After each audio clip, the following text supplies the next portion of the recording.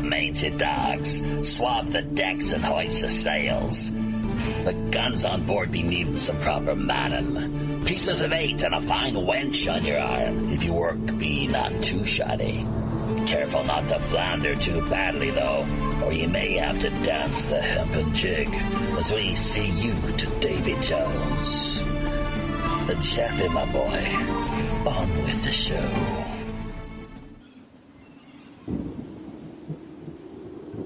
Welcome, everybody, friends, folks, foes, and fellow pirate mateys, to yet another weekly edition of Pirate Radio Podcasts. It's episode number 342 with Dr. Bruce Cornet join us. He'll be in the hot seat here in just a few brief moments.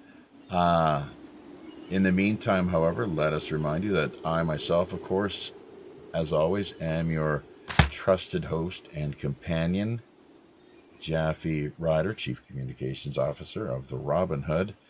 WPRPN.com is the website we will direct your attention to.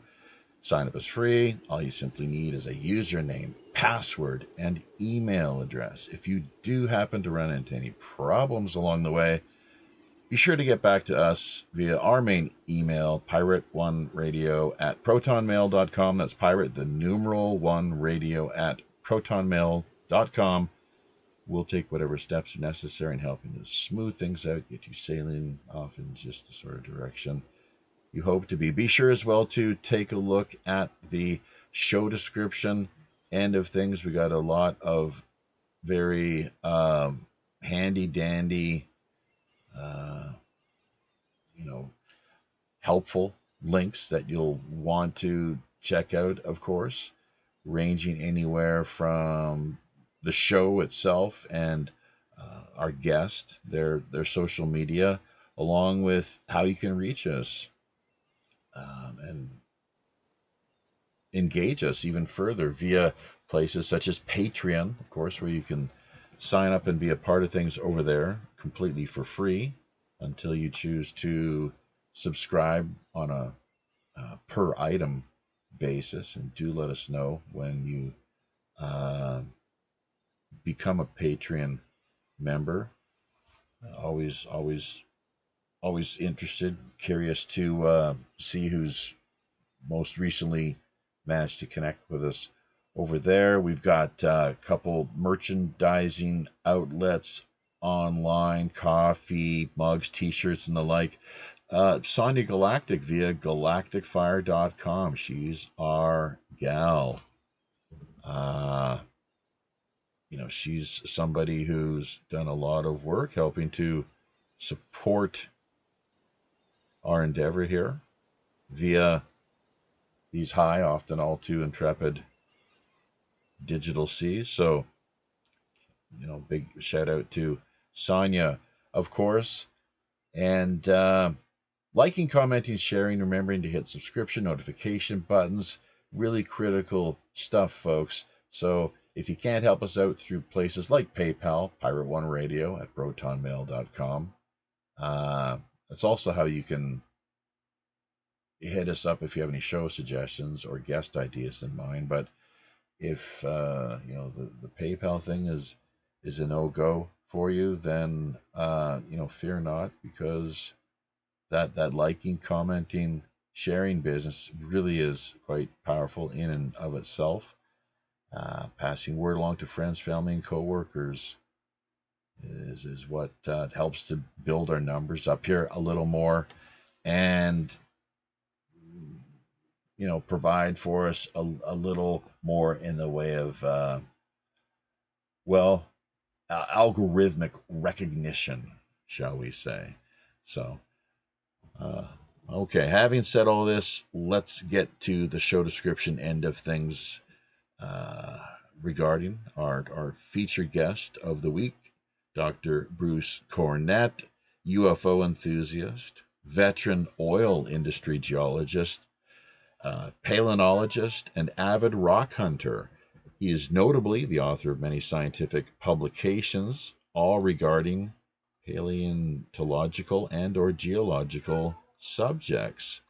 In 1980, Dr. Cornet helped launch the Pine Bush, New York UFO investigation group, including the likes of the late, great Budd Hopkins.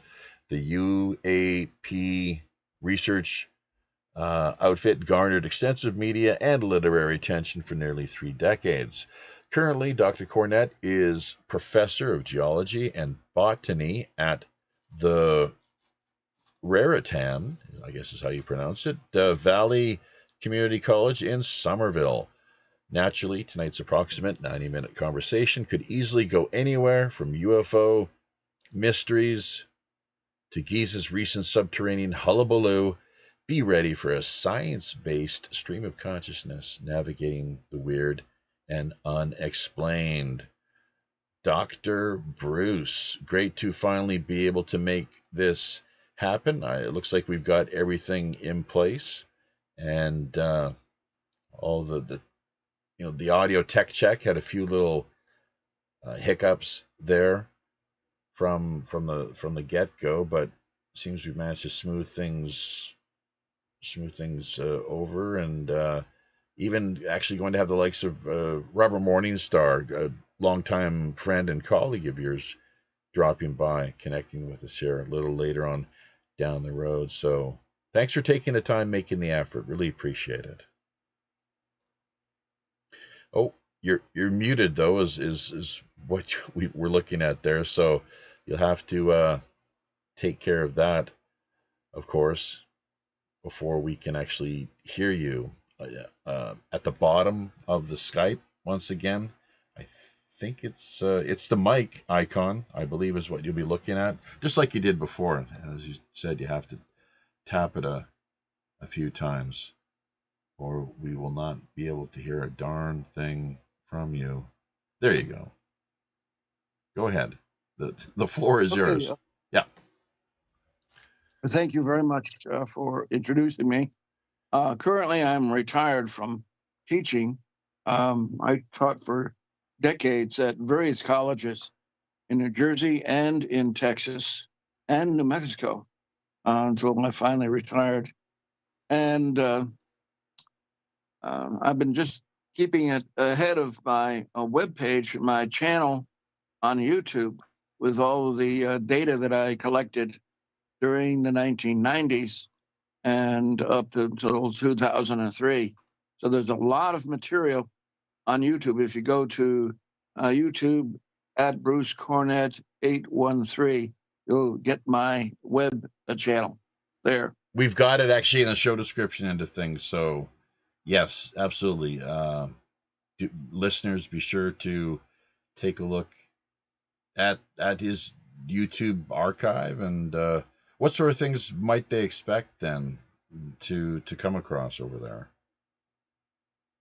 I initiated it or created it in order to present all the video and different descriptions of UAP and sometimes the people, such as Dr. Ellen Crystal, when we were out in the field together. But I've also added a number of videos on ghosts. I got involved with the SLS camera, which digitizes spirits that are present that you can't see, the human eye can't see. And I have several of those videos on that, as well as my parts 1, 2, and 3 of the causes of the ice ages, which is a new theory. I don't think it's going to go over very well with my colleagues because they have their minds pretty well set to what's happening with the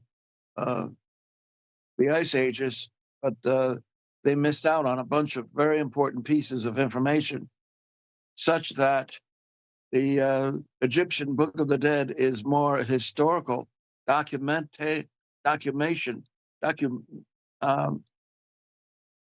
of the knowledge that they knew, the Egyptians knew before the First Dynasty. And they've been interpreted otherwise and don't realize that, for example, the ancient Egyptians actually recorded 3 world floods before their dynasty started. And normally we usually only think of there being one large flood, but they show 2 major floods and 1 minor flood that go back 10,000 years. And nobody figured it out because they didn't think that. Go ahead. The scientists ignored that because they have their preconceptions as to what actually happened. I mean, but they've dated the drownings of coral reefs in the South Pacific isotopically and found them to follow the trend of those 3 major floods. And then on top of that, I also went into my work in a duplicate of the Cydonia complex on Mars that I discovered here in New York State. All of the features that Richard Hoagland describes in his books on Mars are also present here on Mars that I discovered here in New York State. All of the features that Richard Hoagland described in his books. Okay. And we have a face on Earth, which is the mirror image of the face on Mars. And we have remnants of the crater on Mars, the tholus on Mars, the D&M pyramid base. We still have evidence of that on Earth. And these things have been wouldn't have been expected because they're heavily damaged by the ice sheets that came down during the last ice age and toppling the pyramids that dotted the basin valley, the Wallkill River Valley. The D&M pyramid, for example, is over 1,000 feet tall on Mars. And if the one on Earth had been the same size, it would have towered above everything else all around. You would have been able to see it from all of the adjoining states. It would have been so big. But the 2 miles of ice can wreak havoc on a structure of that size that's in its way as that ice sheet moves south. Any rate, I've worked or shared this information with Dr. John Brandenburg, who has written a number of books about Mars, including evidence for nuclear explosions on Mars. Mm-hmm. And so these explosions were created by an ET species long before humans dominated the scene here on Earth. So there's a tremendous amount of history that we do not know about here. Of course. Of course. I mean, so there's so much that it seems where we're kept in the dark on, and that in itself is the sort of thing that one could, especially with like experts, including yourselves and Robert here, spend a lot of time in covering. We've only got approximately 90 minutes, so what I'd especially like to know about, maybe some of our listeners out there, including Zane Ivey and others, including the lurkers that we have connecting with us so far. Be sure to sign in, folks. We don't pick up any super chats, unfortunately, because as soon as we reach that 1,000-member subscription level, YouTube demonetized us, of course. Hashtag freedom-fueled truth bombs. But the face on Mars. Well, 2 things, I suppose. The story of the evacuation, perhaps, is what it could be, of Mars. How many millennia ago? I have no idea. But you're so right that the stories regarding, the god of war. That's interesting. How within the context of the Roman pantheon, of course, we would see that. So basically, Mars as the god of war. I don't think that's probably not just a coincidence. But secondly and finally, the face on Mars. Speaking of nuclear weapons being launched, uh, isn't it something that the original photos that we received, I guess was it 1976, of that face on Mars? I think there more than one, I'm not sure, but since that time others have been provided where it looks completely disfigured, utterly almost unrecognizable, which then provides the I guess more like the gatekeeping community the opportunity to say plausible deniability. Oh, it's a trick of the mind. What you saw there to begin with. See what it is. This is all it really was back in 1976. What's your take on those two issues? The ancient warfare allegedly that occurred on Mars just an incalculable number of years ago, presumably, and then secondly, how the nature, the face itself, why did how could it possibly have changed or been altered so dramatically? Right, that's a major issue because the face on Earth is equally damaged like that, like the one on Mars. So I'm sorry, which face on Earth are we talking about? The one that's in near Goshen, New York. Oh, And the Wallkill River passes right through its mouth. really? It's very bizarre. I mean, it's hard to make out because it's of such low relief, having been eroded down.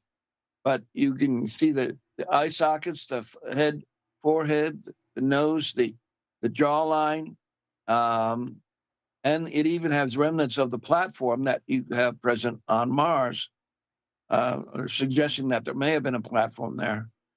And it's also there's some indications that following the last ice age, part of that face was recarved down into its platform, which it is built on Mars, but not on Earth because of the ice age.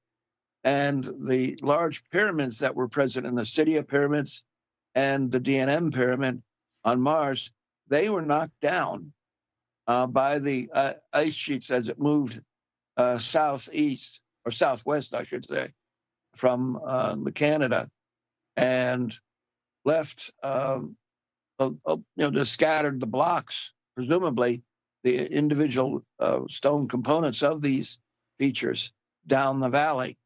And there's a lot of rubble further down the valley that could be remnants of that pyramid. But there's nothing left of it now. Look at the Great Lakes. Sure. Look at the Great Lakes. Sorry to cut you off, but I've just got to add, you might have something more to contribute here as well. But the Great Lakes, what's been supposedly, because we're talking that part of the world, discovered in that area, and then just quickly, what is the significance of the face itself that you're alluding to? Is that of any does that strike you in any way in this Yes, there's a story to this. Okay. Because what is that to the south, west of the face on Earth, right, or Goshen, New York, down around Warwick, New York, there are two mountains, Mount Adam and Mount Eve. Now, what's significant about them is Mount Adam is a remnant of a stepped pyramid. It still exists. You can see the steps in it. And Mount Eve next to it is a very strange shape, similar to that of crop glyphs in England that were made in the early 90s. And from a distance to the northeast, I took a photograph of it from a mountain there, and it looks like where you can see the face on Goshen and Mount Adam and Mount Eve, and Mount Adam and Mount Eve look like the torso and breasts of a female, and then the face itself looks as though it came from that that sculpture or whatever. It represents a a a beheaded female, and that sort of smacks of the idea of the replacement of the matriarchal societies during the last ice age with patriarchal societies in the post ice age period. Mm-hmm. Big shout out here, Dr. Bruce, to Amos 777, Jethro, Sonia Galactic, Zane Ivy, Roger Hansen, and a whole host of others continuing to lurk. Be sure to sign in, folks, whether YouTube, Facebook, DLive, HomeNetwork.tv as well. Tankman Alan Fredrickson working to oversee that live streaming outlet. So, and yes, we do have Telegram up and running here as well. That's why you heard the brief, the echo sort of that cut in a few minutes ago, kind of threw us off a little bit. But please continue. My theory that I developed after discovering these remnants of the same features on Mars in the same relationship to one another, distance from one another, on a 1-to-1 scale. Now that is just beyond coincidence, okay? And the theory was that whoever created these monuments in the Walkill River Valley knew that an ice age was coming, and then they knew that the ice sheets would migrate down into New York State and down the valley and destroy or damage all of these monuments. So what did they do? They built a replica on Mars in order to be there when we got back, and that's to Mars, and started photographing the different features on Mars, and that is exactly what happened. I was associated with Richard Hoagland in the early 90s to mid 90s, and he was a proponent of the idea that the Cydonia complex on Mars was the original. But what I did something that geologists would do, and they would attempt to age date the two features. I mean, we have two separate features, and each of which have similar geoglyphs in them. And the crater on Mars has a center, latitude 41 degrees 36 minutes. And there is a crater on Earth in the same relative position to the tholus and the face on Earth, and its center is very close to 41 degrees 36 minutes. How do you get two features of that seem to represent each other at very close latitude? And I used a continental drift on Earth. The plates don't move around on Mars if there are plates, but on Earth they are constantly moving. And I was able to determine that the distance that the Earth crater had moved since the feature on Mars was built was approximately 118,000 centimeters offset. And the plates on Earth are moving at about that same rate, about 1 inch per year. So if you compare that, the 118,000 is converted to years, because there's 118,000 centimeters, each centimeter per year. You would go back to the beginning of the last ice age, which was 118,000 years ago. No, not a coincidence. And so it was right at the ones on Mars were built right at the end, at the close of the last interglacial, called the Sangamonian interglacial. And then the ice came down. The northern polar ice cap expanded enormously on Earth during the last ice age. And there's another problem with the general idea that Antarctica has been covered with ice for millions of years. And Graham Hancock, in his book, Fingerprints of the Gods, and in his book in 2000 on Underworld, he recognized that Antarctica was free of ice during the last ice age. But how could it have been free of ice? Pretty much almost all of it, not every bit of it, but that you had this enormous ice cap grow at the northern hemisphere. Well, this led to my developing a new theory about ice ages and their cause, because what I discovered was that during ice ages, the Earth rotates differently than it does during interglacials.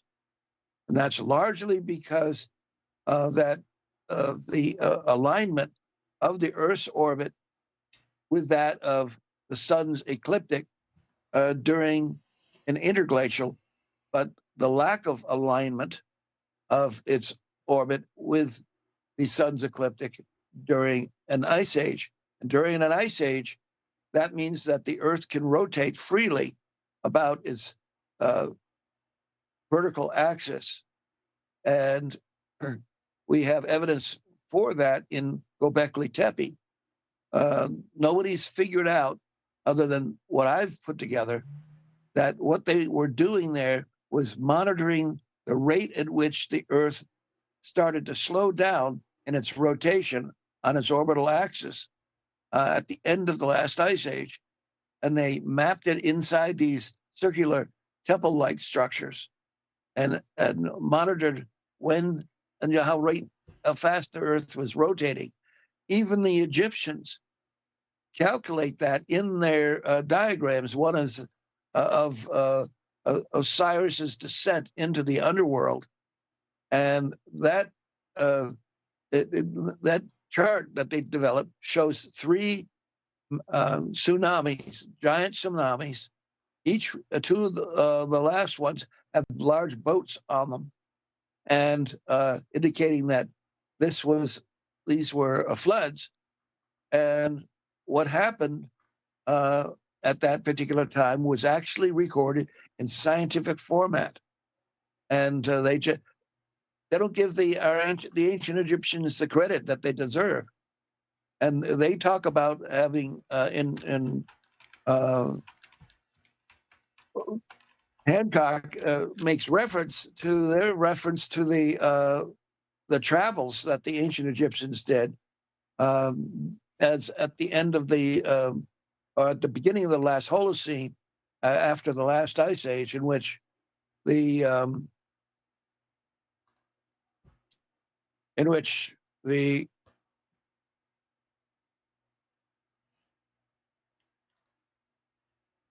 rate, the ice age itself, when it ended, the Earth had to slow down from its rotation 360 degrees on its vertical axis every year. And that's something that nobody's wanted to speculate on. So what slowed the Earth down at the end is when the Earth's alignment, its orbit alignment with the sun's ecliptic, braked the rotation of the Earth in that direction, and gave us our 4 seasons. Because the Earth does not rotate very much at all on its vertical axis during the interglacial, but during the ice age, it rotated 360 degrees every year. So when it started to slow down its rotation, those who built the Göbekli Tepe wanted to monitor it, and so they built these circular temples and so that the vertical columns represent where a given feature on the horizon would be located as the years passed, and it maps out that they were actually recording the rate at which the Earth slowed down on its orbital axis, going into the last our present interglacial. Have you now you've published extensively in the scientific field, like peer-reviewed papers, Yes. numerous peer-reviewed papers. You've got one or two books, I guess, available via Amazon. Do they contain the material of which you are alluding to at present, so that people can more My book, easily? Mm-hmm. Yeah. aside from my thesis and another book that was published back when I worked at Lamont Doherty Earth Observatory on the flora of the Richmond Basin, Triassic, late Triassic in Virginia. And then my thesis, which covers the age dating all of the rocks in the rift basins up and down the East Coast. That took me 5 years to complete. And I was very successful in finding samples of rock that contain preserved spores and pollen. And it's through those that I was able to show that the upper part of the Newark Basin sequence is Jurassic in age. And there had been quite a bit of debate at the end of the last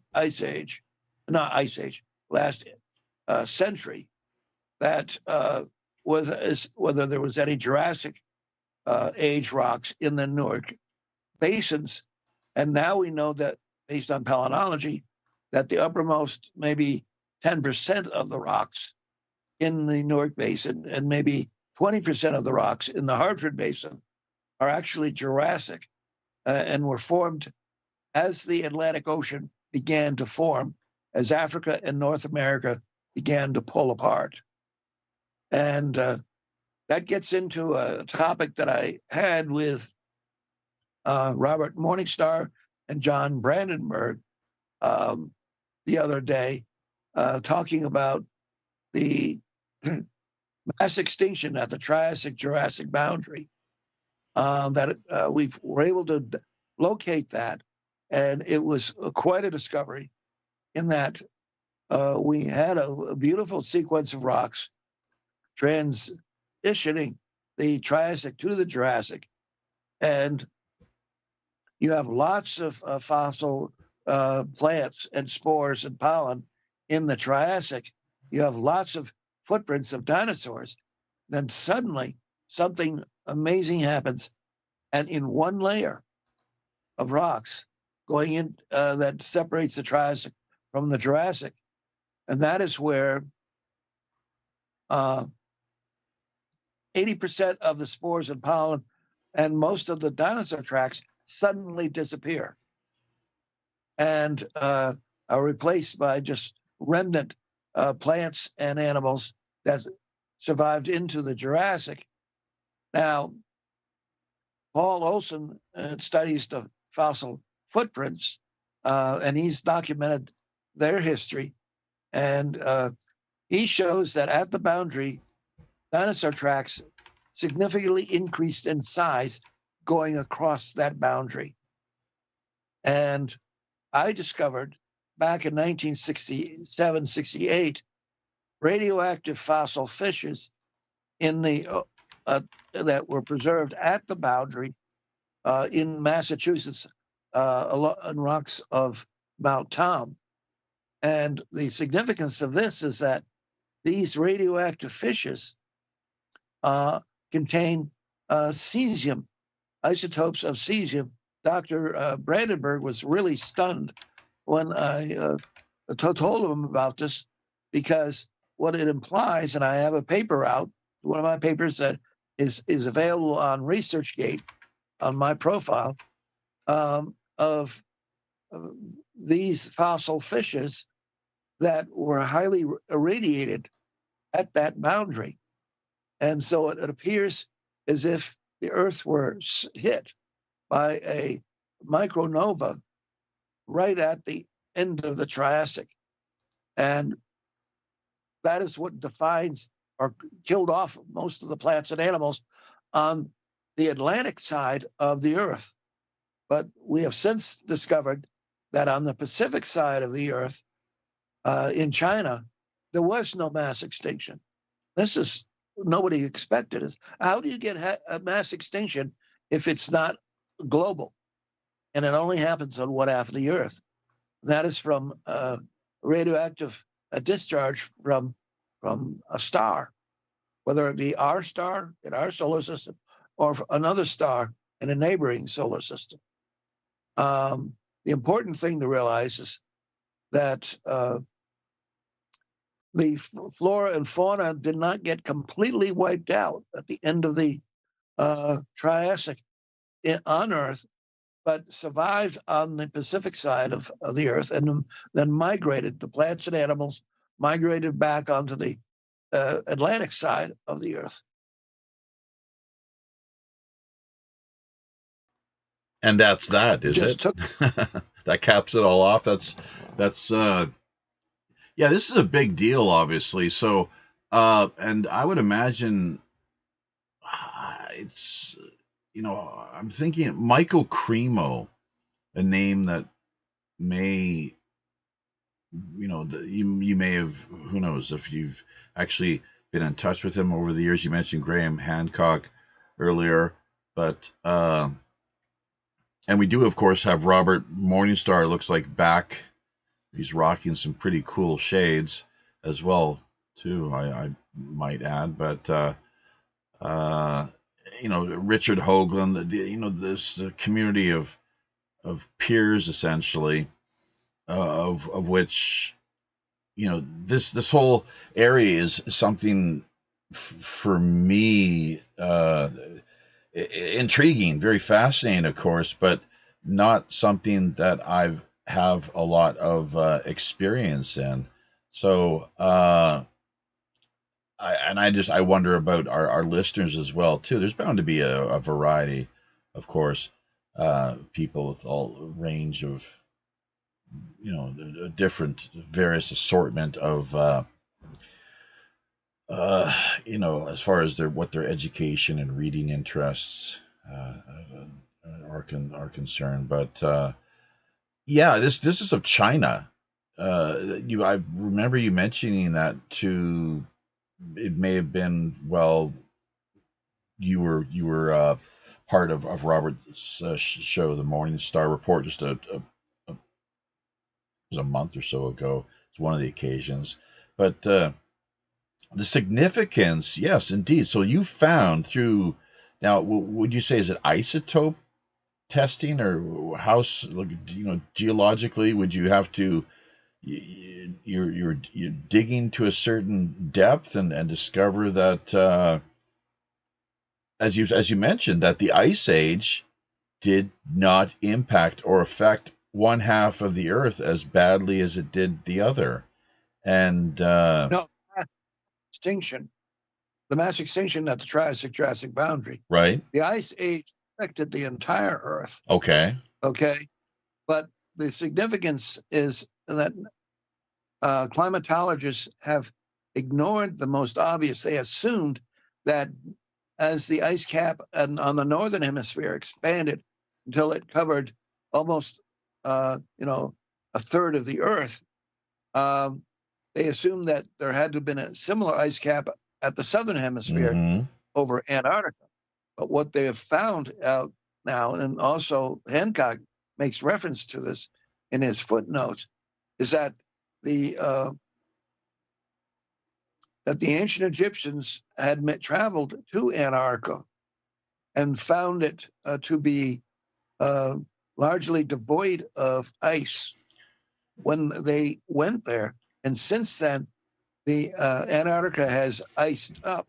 Well, but there was a pole shift, though, was there not? That's one of the theories, at least. The Piri Reis map. I've heard people reference that. Okay, they've wanted to move Antarctica 17 degrees further south into towards the pole, But the fact of the matter is that if the Earth rotated different during the Ice Age, and that it would have been such that the southern hemisphere would have pointed towards the sun, while the northern hemisphere would have pointed away from the sun. And, even at 23 degrees orientation from the perfect vertical. Now, what's significant about that is that in Hapgood's book, he wants to move Antarctica 17 degrees further south at the end of the Ice Age, in order to explain how you got ice there. But if you just change the rotation of the Earth such that the South Pole pointed inside the Earth's orbit during the Ice Age, and the North Pole pointed away from the Earth during the Ice Age, how much insolation or sunlight would the North Pole have gotten? Can you answer that? If the Earth rotated that, I wish I could. Let's hear it. Have no hardly any sunlight at all, and all the precipitation would have continued to grow and grow, so that the ice cap would have expanded. I mean, the northern ice cap was bigger than any ice cap we found on any other planet. And while the southern ice cap, they assumed that Antarctica was covered by ice, and it wasn't. Hancock and others have pointed out that all you have to do is shift the way in which the Earth rotates and point the southern South Pole, inside the Earth's orbit, and you will have a situation where in Antarctica, the sun will never set. And that's what the ancient Egyptians said. And Hancock puts in his footnotes. Whereas the northern hemisphere, he says that the ancient Egyptians said that the sun never rose at the northern hemisphere during an ice age. Well, you create that kind of a situation, and lo and behold, you would have the conditions for creating a lopsided ice cap on Earth during an ice age. Right. And the southern hemisphere, because of the way it's pointed in towards the sun during that ice age, when you have a land where the sun never sets, it would have a tropical climate, and that's what they're finding. On top of the Ross Shelf, for example, when they went down and they sampled it, it came up with tropical plants. Oh, is that just in the past few days? There's that breaking story. Did you pick up on that? We sent you the link. What story is that? I didn't see it. Out of Antarctica. So, and by the way, we've got, once again, Robert Morningstar. Hang on, Robert, you're making your way up into the crow's nest. I'm not sure if you can. We hear the wind and the birds, of course, here coming in loud and clear. How do things look via your vantage point as you scramble to the top? Well, the world is swirling around, I have to say. But what I wanted to say was about the Hapgood-Einstein theory. It might be good to explain to people what that meant. Right. They believe that there was something called crustal displacement, and that it resulted from the buildup of the ice caps on the north and south poles, and that as the mass of the ice cap grew greater and greater and greater, it would get to a critical point where the rotation of the Earth and the tilt of the axis would create torque, and the two ice caps would slide with momentum, with force, exerting it on the plates, and then swivel the North Pole and South Pole to another area. And that seems to be a pretty good theory, since they found the pole has changed many times during its evolution. Well, Robert. Yeah. In order to get that 17-degree climatic shift in Antarctica, all you need to do is change the way in which the Earth rotates on its orbital axis. Right now, it takes 766,000 years for the Earth to make one rotation on its orbital axis, vertical axis. Whereas during the Ice Age, because of the change in orientation of the rotation of the Earth, the Antarctica was closer to the sun. Yeah, Okay, so what you I'm can thinking account. what I'm thinking on top of this, and it might be totally out of left field, but just off the top of my head, and maybe you've already touched upon this, it just hasn't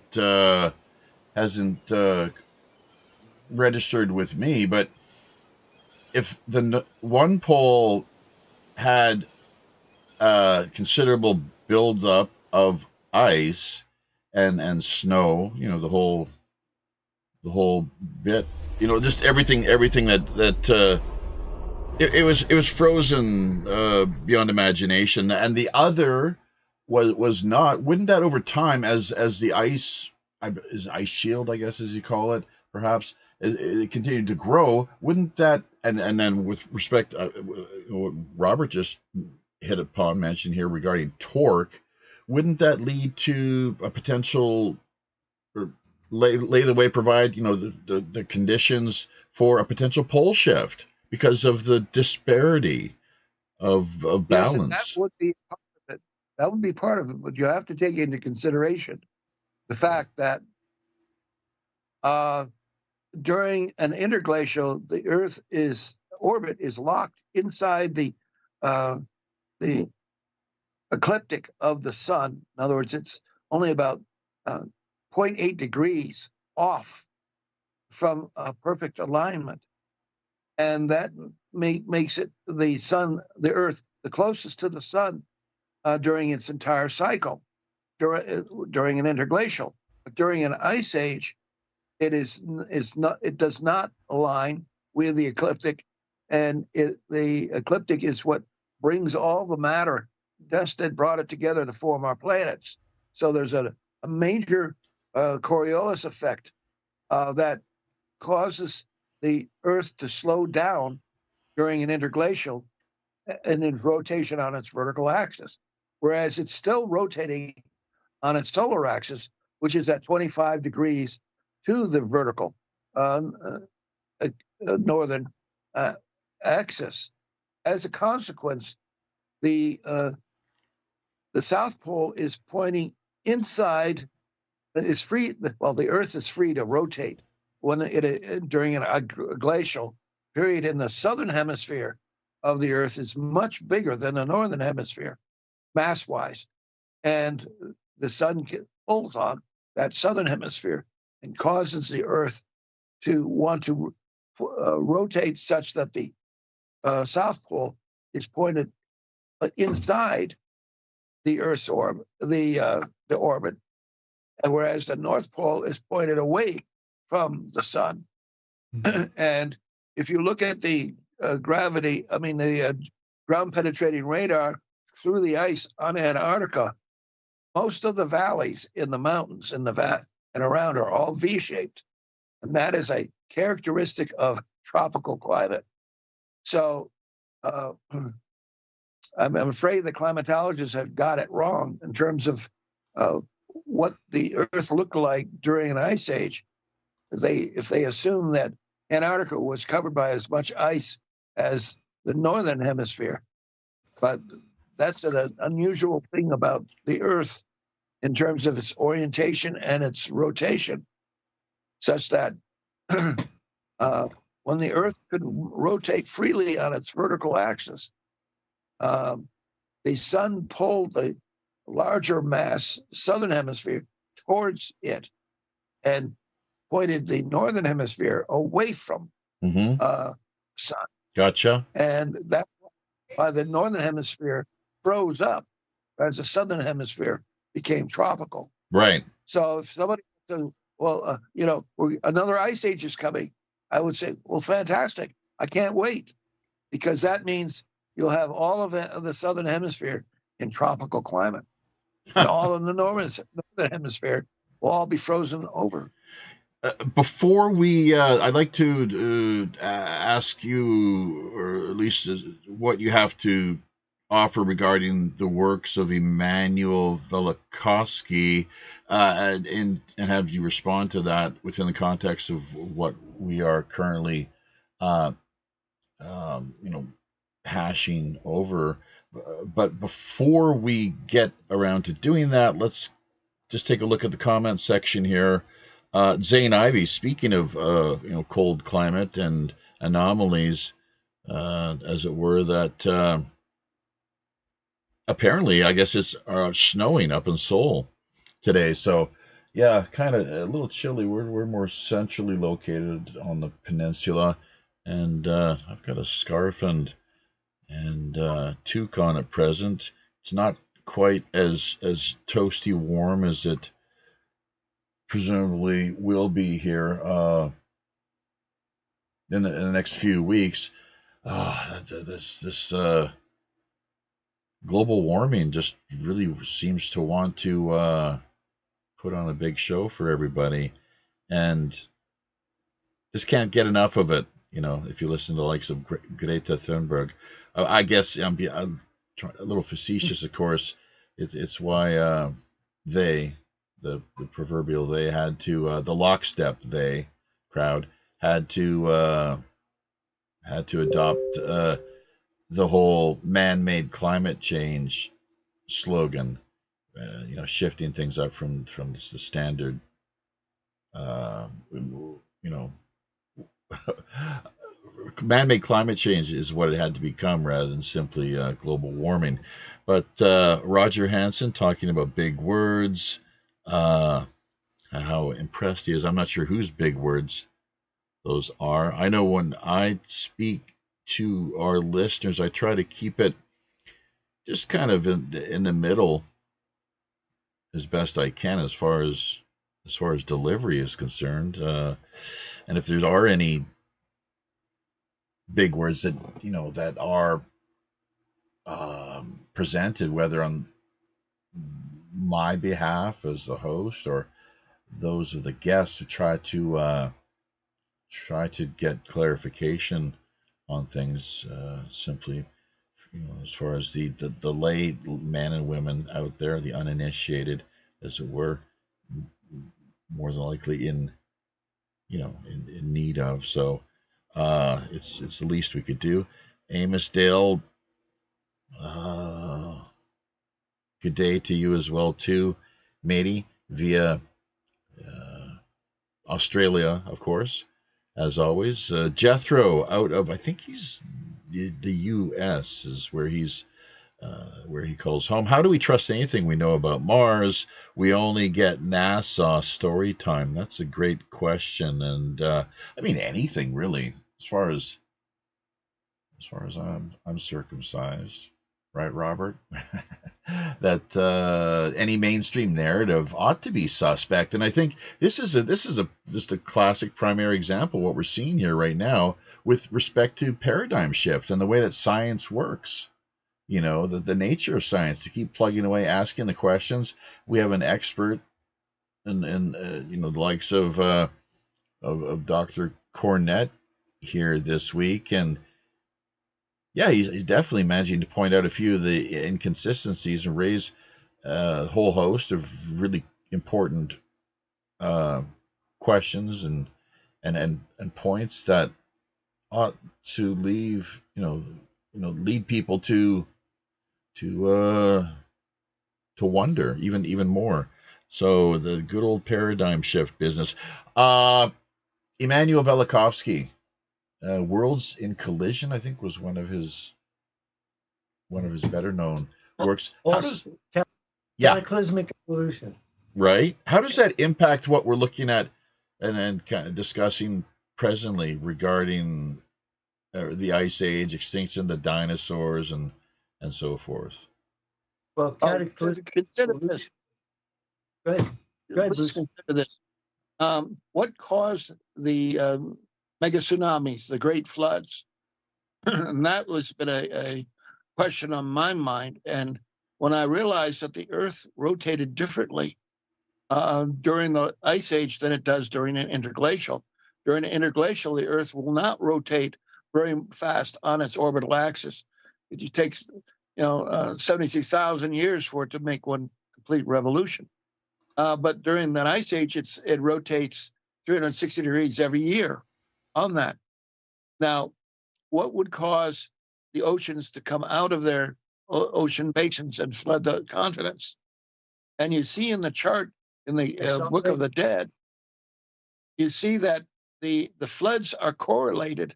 Now, this is amazing that the ancient Egyptians drew a scientific graph in which they showed the floods correlated with the rate of change of rotation of the Earth from the height of the last ice age to the lack of ice in the northern hemisphere, or to our present condition in the Holocene. And so what would cause the oceans to come out of their basins and flood the continents? And how did they know that this was going to happen? Well, maybe Zelikowski is right there. Something came by Earth and caused it to change its rate of rotation, because that's what the graphs in the Book of the Dead show. That when something changed, the Earth, it was continuing to slow down its rotation from the height of rotation in the last ice age to almost no rotation today. As it was slowing down, there were 3 times in which it stopped slowing down, and those are correlated with the graphs of the tsunamis that occurred at that point. And there are boats shown on top of those tsunamis. And it makes me wonder whether or not that rate of change of Earth's rotation, if Earth is rotating on its orbital axis, vertical axis, continuously, but it's slowing down slowly, the end of the ice age, and somebody pumped it like pumping the brakes, and it stopped the sun from the Earth from rotating for a moment. Well, the oceans would just slosh right out of their basins and onto the continents, right? Yep. If you had that. Well, would that be the result of a meteor strike? Could something slowed the Earth down, giant cataclysm, rapidly. I don't know what it was, but it's recorded in the graph, and that's what they go. And we're talking the Egyptian Book of the Dead here, correct? Right. This is incredible. So, how about the Gulf of Mexico? I think, was it Robert? You were just mentioning the other day, were you not? Yeah, Chicxulub. That was what caused the mass extinction of the dinosaurs. That was the Chicxulub incident. Chicxulub, right? Okay. Chicxulub. And you know what it means? Do you know what Chicxulub means? Chicxulub. In the Aztec, it means the devil's hand. Well, that would make sense, I guess, doesn't it? The Grim Reaper. Yeah. How would they know? We have some some people in the... I want to ask Bruce a question. Okay, sure. Bruce, have you heard, I read many years ago, NASA had concluded that the Earth had been frozen over completely 4 times into an ice ball completely, and that CO2 trapped inside the last one. Imagine us coming, melting, and then after eons freezing up again, and the 4th time, this is what they said had happened, the 4th time it had frozen up, and the theory is that sunlight penetrating the ice started to melt the CO2, and the CO2 started to interact with oxygen. Eventually, it melted downward, bringing CO2 to the surface and creating the first atmosphere. Have you ever read or followed up on that? I've heard that theory, and it's postulated having happened billions of years ago. Right. I mean, 4 times. At least 4 times, they said. And there's no way. I mean, how do you test that theory unless you have fossils that would show it? And you only be dealing with microscopic algae at that particular time. And that's your bailiwick. Yeah. Oh, baby. Yeah. Listen. I got a break. Because I got some amazing news. There's been a 7.7 earthquake in Thailand. In Bangkok, several buildings have collapsed, pancaked. Yikes! Residential buildings. So. Speaking of tsunamis. Yeah. That's right. That's another point. Well, and it's so interesting. I was just wondering just last night, as a matter of fact, it's like, we haven't really had any major disasters lately that I can think of. And it's like it's almost time for something Yeah. big to come along. Oh, you know what I'd like to tell you about? I had a remote viewing experience. I was teaching at the Edgar Cayce Center on the fourth, and the final class of these seminars was teaching. We projected our minds and souls to the moon, and through a meditation. And as I left, I was going straight for the moon, and all of a sudden something stopped me, as if grabbing me from my shirt between the shoulders and yanking me and stopping me in space, and slowly turned me around. And then I looked at the Earth, and I saw the Earth spin 7 to 10 times very rapidly. So I was seeing days going by. I would say 7 to 12 times, spinning very rapidly like a top. But what I was shown was that the tectonic plates are buckling like a tank tread, and that the gravitational force of the moon is tripping these micro earthquakes all the time, 24 hours a day, slow earthquakes that propagate and dissipate that the destructive forces of rapid land shift. So that was my conclusion. About 2 months later, I saw a documentary from the University of Idaho where they had detected slow earthquakes, and they found areas in Idaho where the ground had shifted 6 to 10 feet in 2 weeks, and they gave that as a demonstration. Oh my God, of slow earthquakes. That's incredible. So were it not for the moon, we would have super quakes that would just destroy all life and all civilization. Right. Yeah. They'd build up to a point where it's just bang and utter disaster. Right. So the moon is a guardian, a protector in many ways, Sure. blocking asteroids and meeting Right. anything. Well, and this whole terraforming business too. If the mention or role involvement of potential off-world powers, entities, intelligence. This isn't their first rodeo. Presumably, this isn't their first terraforming rodeo. So, if that is in any way applicable to, this plan ET, you ever look at that word, plan ET? That you would. It's something I just find endlessly fascinating and certainly worth reflecting upon. But actually, maybe this in part this dovetails with what Zane Ivey, and I'm sure there's others out there as well, wanting to kind of shift the focus somewhat here to Egypt in particular. Speaking of breaking news, what has been really making waves, excuse the pun, over the past week or so now regarding the alleged subterranean caverns and what potentially may reside beneath the pyramid of Khafre. Is that how it's pronounced? I'm not sure. Khafre. Yes. So, Bruce, let you have the first shot at that as far as what your immediate kind of hot take on things is, and then hand it over to Robert. Mr. Well, Cornet. something of that magnitude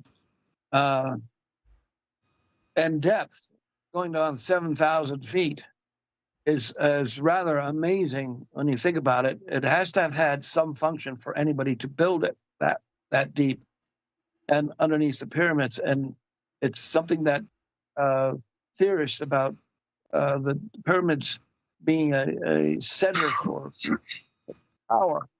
All I can say is that there has to be something more to this, and to be able to figure out what's going on, because the Earth has had intelligent life on it for hundreds of thousands of years, going back long before the last ice age. I mean, the interglacials. Did you realize that the Egyptians coded or knew how long the last ice age lasted? They have it in their special sacred numbers. 108,000 years duration, and that the interglacials, they also knew how long they were at 21,600 years in duration. How is it possible that these people at that time knew this, unless that information had already existed long before that, and it was preserved and transmitted to the Egyptians and the pharaohs that built the dynasties? The ancient Hall of Records is what we've heard about throughout the years, and even the likes of Edgar Cayce and his predictions that it would be around this time, I guess, that underneath the paws of the Sphinx there would be some big things. Actually, I think that very item, the Hall of Records, would be unveiled, going all the way back to the age of Atlantis. So I'm not sure if you care to add more to that, Bruce, or before we let Robert have a shot at things, or civilization on Earth appears to have been cyclic. You're familiar with the book Before Atlantis, correct? Is that Casey? I know, I'm not exactly.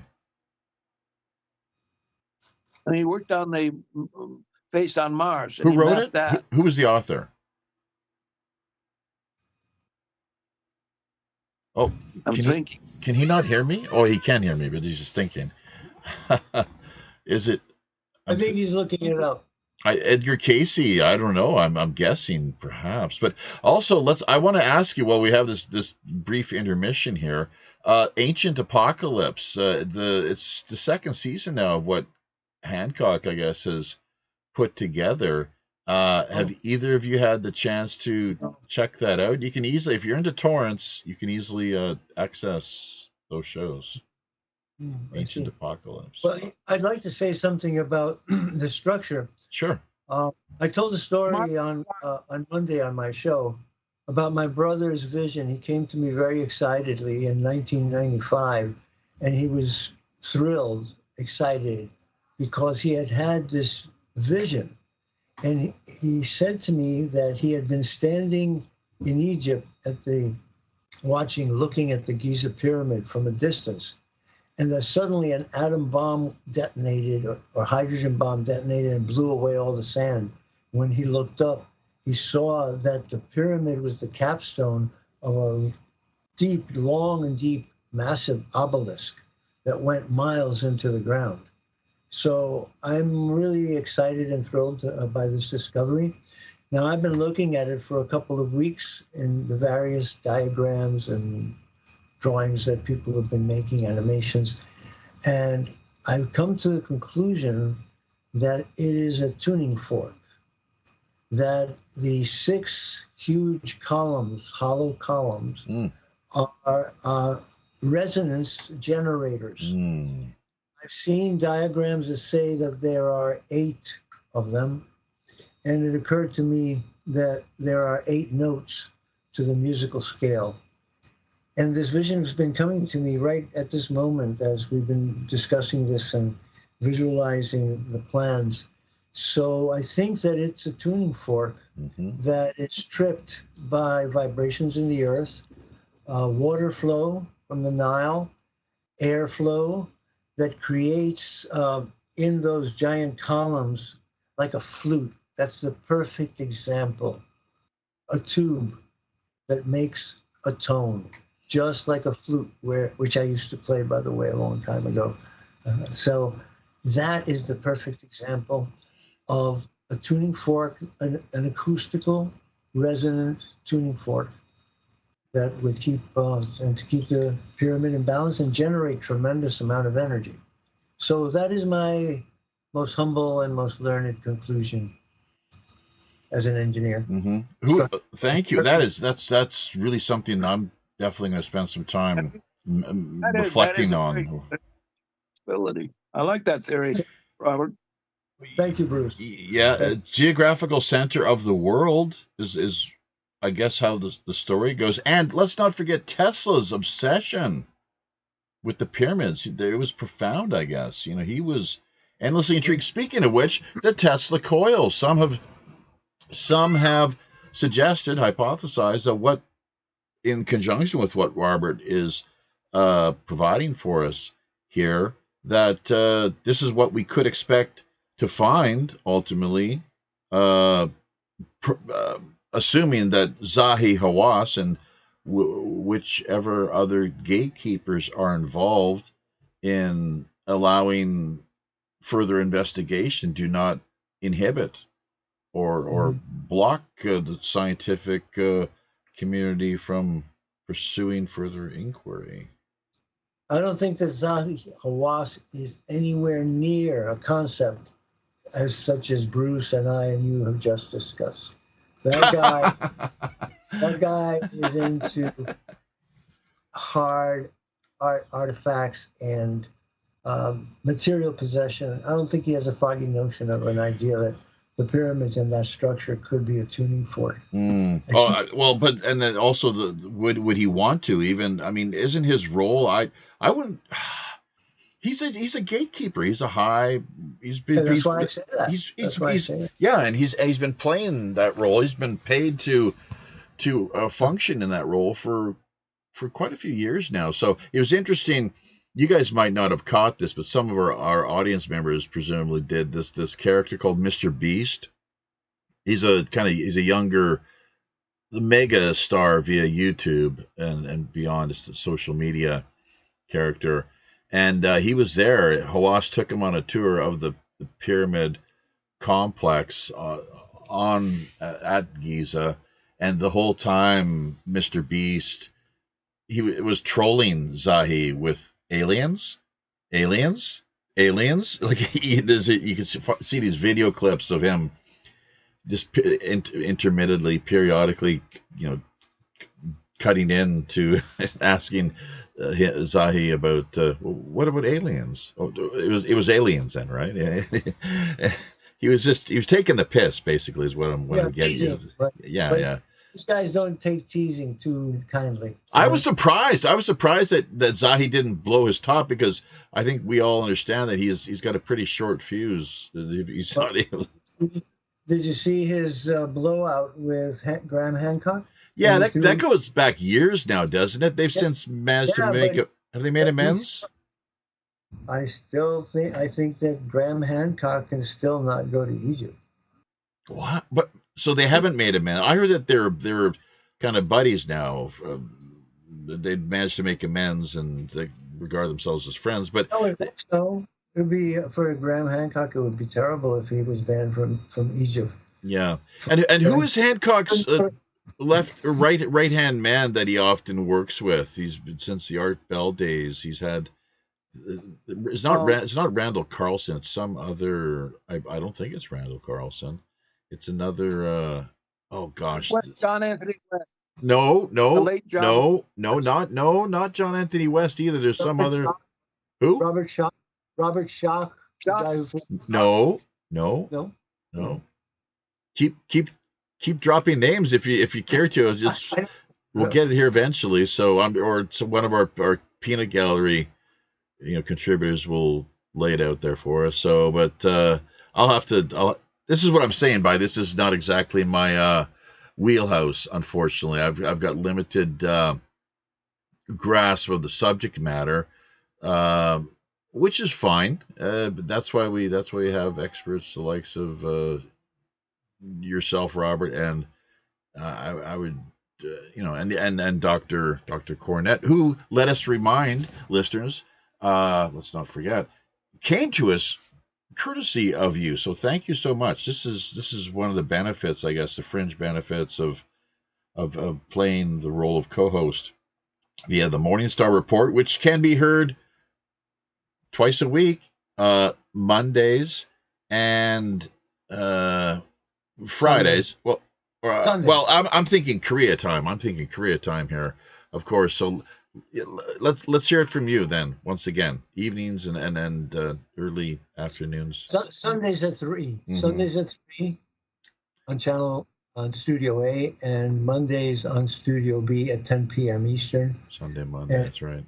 This Sunday, I'm going to commemorate the day when Ronald Reagan was shot and some very significant personal experiences that Barbara Honegger and I had, which we'll share publicly. That's on Sunday at 3, is it? Sunday at 3. And by the way, Monday, I'm going to have a patriot on. I'm going to have a man named Robert Morris, who was a J6 prisoner.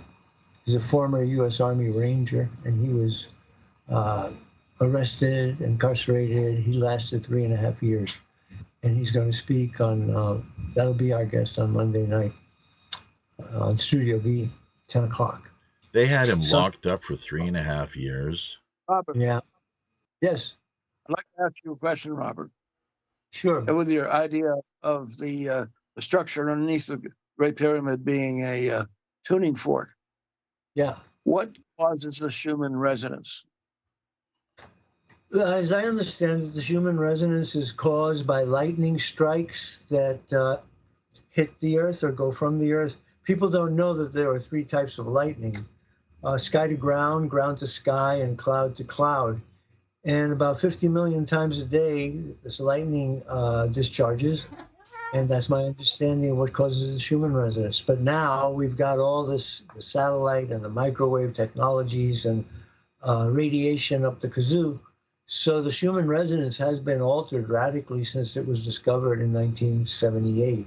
At that time, it was 7.8, and I've heard it go now as high as 12, which is really bad if you know about the Russian experiments on the effects of low-frequency waves on the human body. So that's what's your explanation of the Schumann resonance?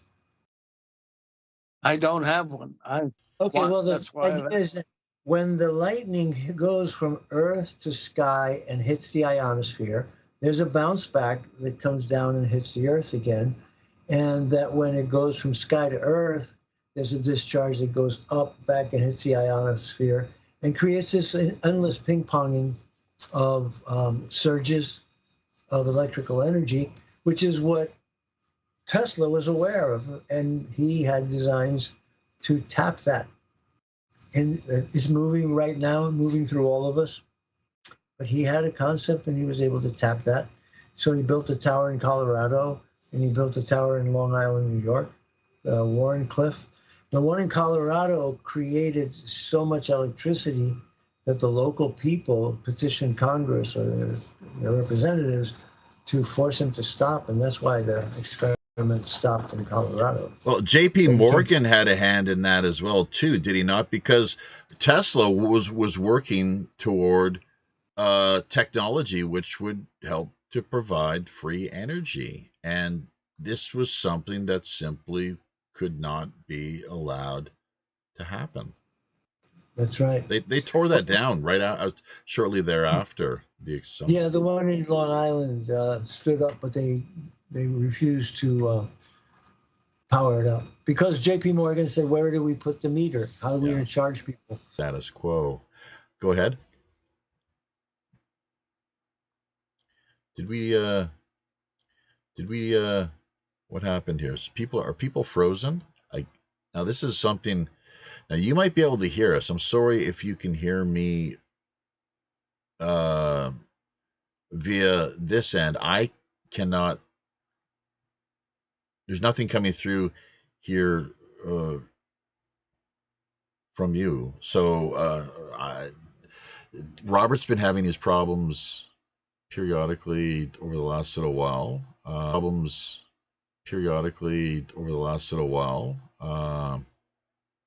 Dr. Bruce is frozen up as well. I'm not sure what this is, but you know what? We're going to shut down the call, and we're going to see if we can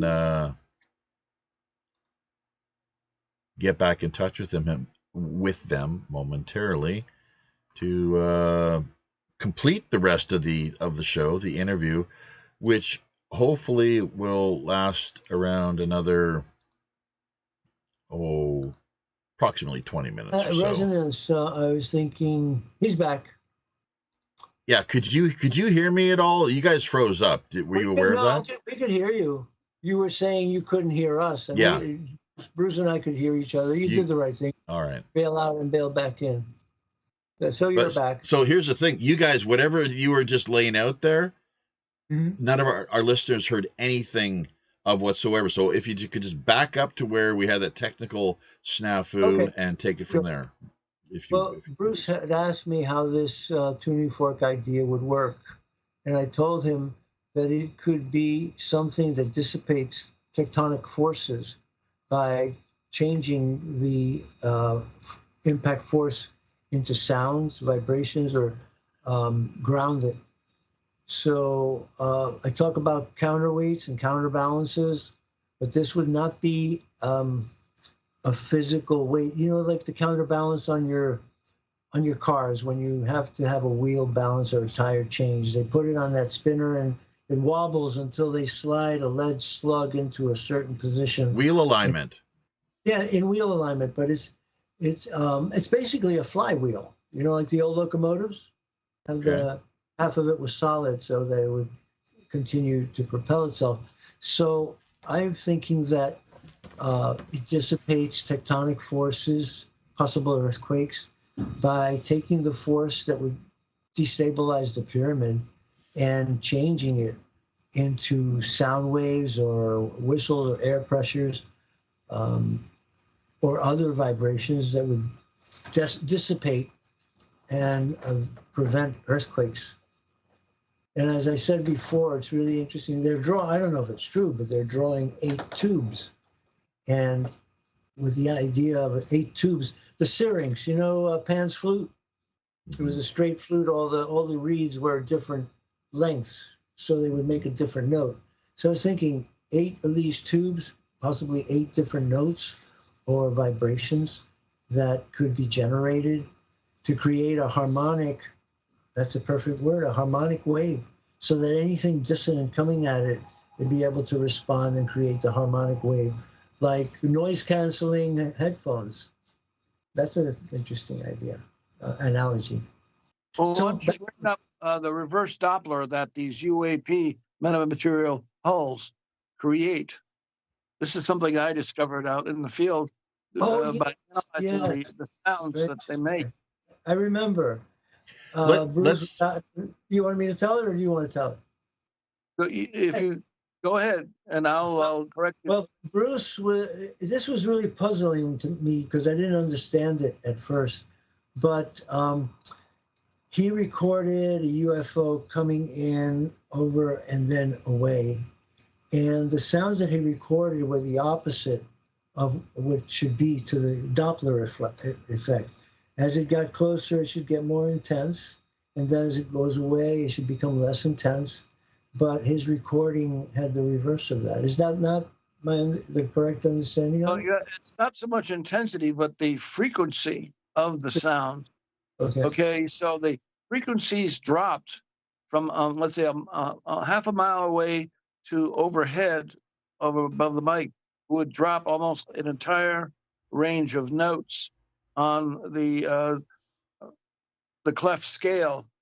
And when it moved away, the craft, the sound would increase in frequency as it moved away from the microphone. A higher pitch. Yes. A more intense, sharper. So it's the exact opposite of what is intuitive or physical in terms of understanding. So at a closer range and distance, it would be more of a bassy kind of. You know what? That sounds like some of the recordings I've heard. That's what it sounds like. The frequency would climb and climb and climb, and I've recorded that many times. And that is how I knew the craft was not one of ours. It was an ETV. Is because they've found out that metamaterial hulls and quasicrystals are what caused this inversion, because metamaterial it inverts the refraction, I should say, is inverted from normal. So it flips it. And it's like a smoking gun that we discovered. And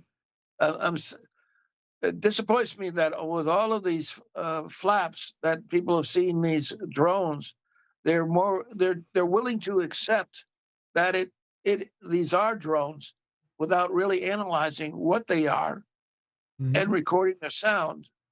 And Mm-hmm. somebody did record the sound, and I ran it through my spectral analysis, and it Mhm. was reverse Doppler. Mhm. So that means it was not a man-made aircraft. Mhm. Or Hey, Bruce, I just had another vision. Thought experiment and trying to understand how those, what I said before, how those waves could be dissipated by creating a harmonic. And I said that the things that could be moving inside that structure in the columns could be air and water. And I just saw how those, about the cubes that at the base of each of those columns is a gigantic cube, which is the foundation for each column. But that is so deep in the ground that it could be at the water table of the Nile. So water could be going into those cubes, and that water interacting with the column of air could create the variations in pressure. Like a thermometer can go up and down. So the water could come in and press the air into the column, and then like a piston, it would work like a piston as well. So I just wanted to register that idea. So like I a giant, understand. with its Giant like what? a giant organ, right?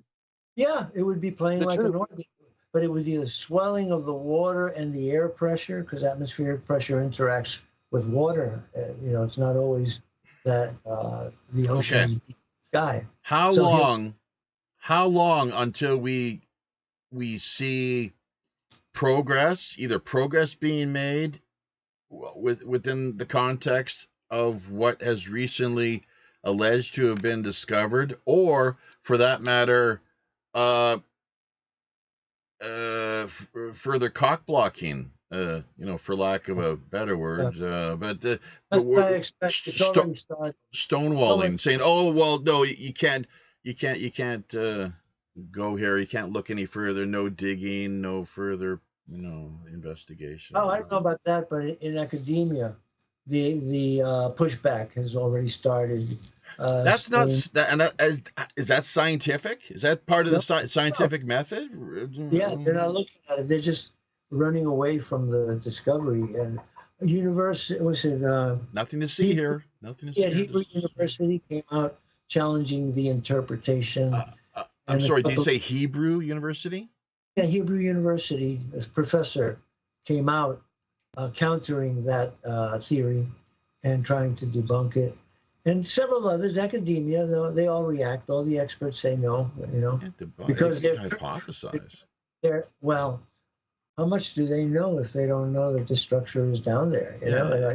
Well, how does the archaeologist that's been picking away in the Gaza plateau for 20 years feel when this radar reveals, like, man, under your nose is more than the Empire, twice the Empire State Building. Think about that.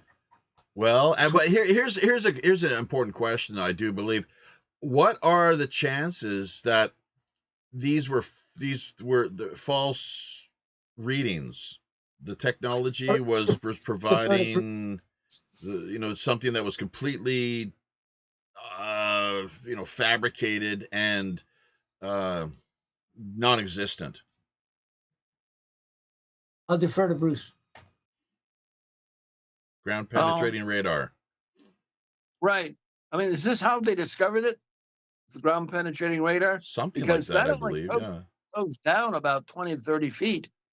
No, it's something else. It's called synthetic aperture radar.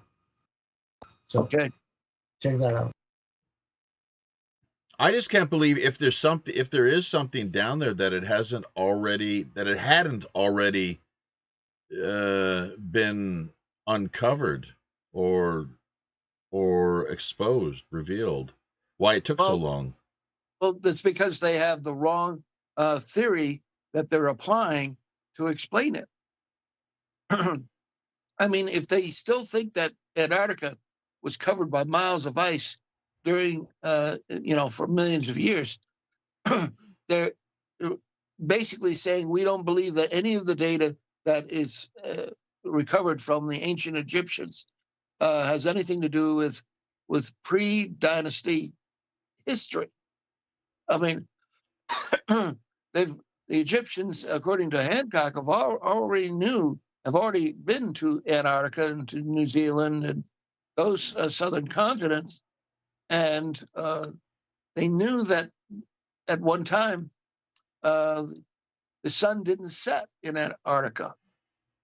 And you're basing this all upon hieroglyphic, both the Egyptian Book of the Dead and what can be seen in various hieroglyphs. Is that correct? Right, and in the Book of the Dead, because Right. as I said, there are two graphs which are interesting in the in a book on the pyramids. They were selected because they're very unusual. One is the descent of Osiris into the underworld. And this is the one with the three mega tsunamis portrayed and correlated with the rate of decline in the rotation of the Earth. That stopped, and when it stopped declining, it was like hitting the brakes driving along the highway, and everybody in the highway would just lurch forward towards the front of the car. And then you have the intestines of Osiris, which is another graph. And if you take each of those loops in those intestines as being about 4,000 or 5,000 years, and that graph will take you back about 10,000 years. And you can actually date each of those loops and correlate it with history. But it indicates that there was a lot more knowledge known by the Egyptians than is attributed to them, because they have assumed that before the first dynasty, 5,300 years ago, there was no Egyptian civilization, and that's far from the truth. Let's hear that last statement one more time, that there was no Egyptian civilization. How did you phrase that exactly? Archaeologists assume that before the first dynasty, there was no Egyptian civilization. Oh. And I'm saying that in order for all that knowledge that's in the Book of the Dead to have been preserved and recorded. How far back does the Book of the Dead go? I think is Mark Carlotto is the one who wrote Before Atlantis, and he pushes it back to 50,000 years. Not 10,000. And the first dynasty is, where does that register on the historical timeline? 5,300, somewhere in there. So did you say 50,000 and then 1,500 BC? 50,000 years before present. And then the dynasties, oldest dynasties, is between 5,000 and 6,000 years old. Oh, I see. So we're talking just 40, 45, 40 some odd thousand years of unacknowledged history, potentially. And Mark Carlotto identifies, based on the orientation of the magnetic fields within the different ruins of these ancient civilizations, he points to how the magnetic field changed on Earth, and he was able to date each of these civilizations based on their magnetic orientation of the rocks in them. And I find this to be a fascinating concept, and that's how he pushes it back to 50,000 years. Well, how about that? So, all right. We've only got a few more minutes left here, and working on winding things up. I guess the best way to do this. Oh, John Ford. We can't forget about him. Oh yeah. This is really important. My God. Had you met John Ford in the past?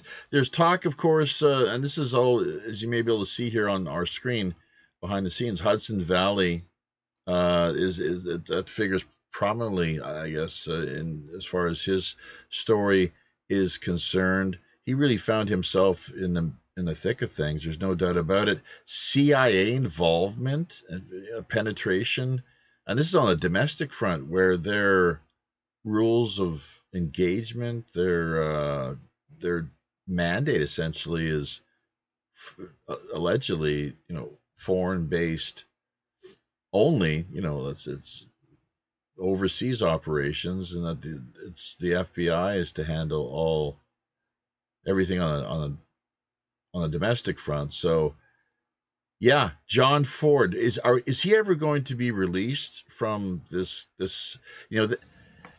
I'm not sure if you're aware of this or not, but we covered his story several years ago, and which had the impact, apparently, what we were told, of turning up the heat a little, lighting a little fire under the feet of the then New York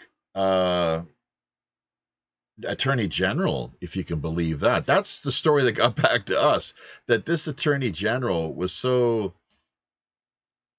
out of his mind. I mean, maybe he's the one who should maybe be, a little bit of psychiatric treatment. But he actually it was a district attorney in Nassau County. Well, okay, so they thought, but they actually thought that they were to be preparing themselves, readying themselves to be assaulted by these roving bands of digital pirates that would just be appearing out of nowhere to storm the bastion, as it were, or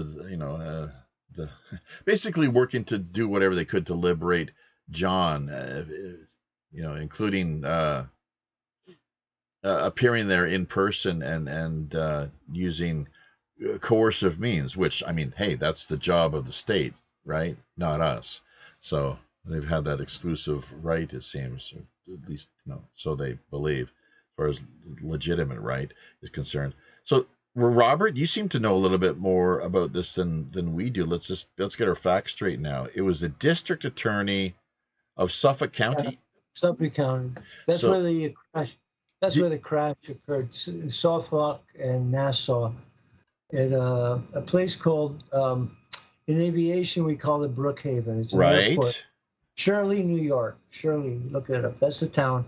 Brookhaven is the airport. Right. Or Crookhaven, I guess, is more affectionately known to the local residents as. Well, I don't think so. Not my terminology. But anyway, regardless, it's where the atomic ring is, right? Besides the airport, the nuclear laboratories are there. With this gigantic ring that we use it as a reporting point to land at MacArthur Airport. You report you're flying over the ring, and that means Brookhaven Nuclear Laboratories. But there was a crash of a UFO there, right near Shirley. What's it called? Something State Park there. There was a park, that's right. Yeah. Yeah. And so he rushed in with his camera, and he got pictures, video of the parts, the pieces, the technology. And then he started to offer it to people for sale. I drove out to Long Island to meet him with Dr. Gary Null. And he had lured us out there to see the video, but when we got there, he wanted to have non-disclosure agreements and payments, and he hadn't said anything about that. Too. Yeah, money, for what? Exclusive.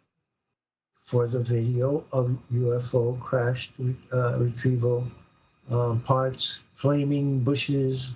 That's what I saw.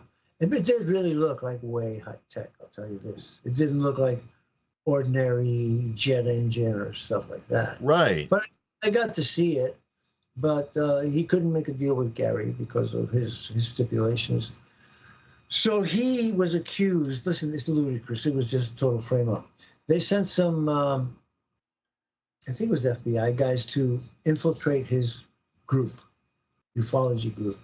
And they sat around the campfire, and they got a conversation going on how they'd like to get rid of the district attorney. And they concocted this conversation, which is really hard to believe. But the agents testified that John Ford planned to kill the district attorney by getting radioactive material and putting it in his toothpaste. Yeah. And that constituted willful intent to commit murder, attempted murder. Right. Swear to God, that's really what they said. That, Yeah. and then, just say, how is he going to get the toothpaste tube? How is he going to get the radium or cesium or whatever? And how is he going to pack it? How's he going to get? It's the most stupid thing I ever heard, but a complete frame up and a railroad job. Yeah.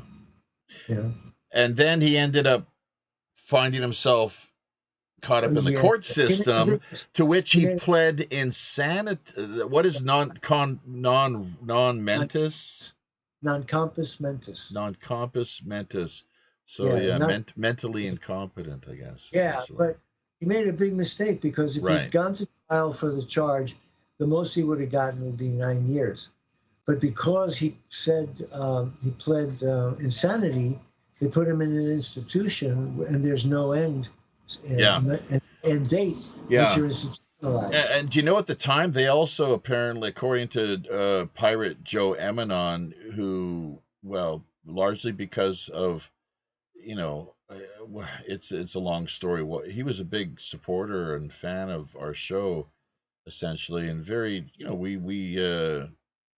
we thought the most of him, for the longest time, and still do. It's just that he's got his way of looking at things. There was some behind the scenes sort of drama that took place with memes being produced, and because of his Trump derangement syndrome issues, kind of psychosis, that he ended up just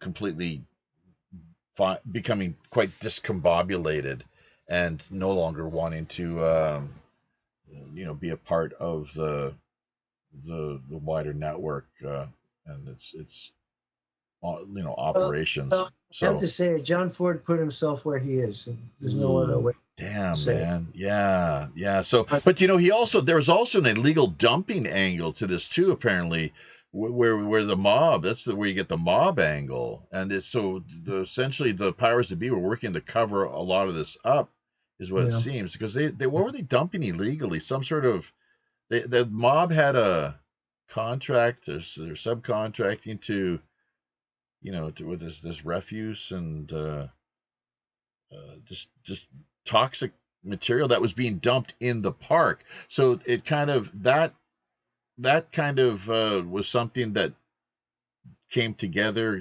coincided, synchronized with the alleged crash as well, right at that very location, from what I recall. You mean he was whistleblowing on toxic dumping? That's basically, I don't know the angle at all. But let's go back to Bruce. That's enough of John Ford, I think. Well, but Bruce, do you have anything more to add that we might have missed out on? That's really he was on acid at the time too. They dosed him. Pirate Joe Emanon, I don't know if I made this clear or not, but he was working as his power, and he's been granted power of attorney in support of John.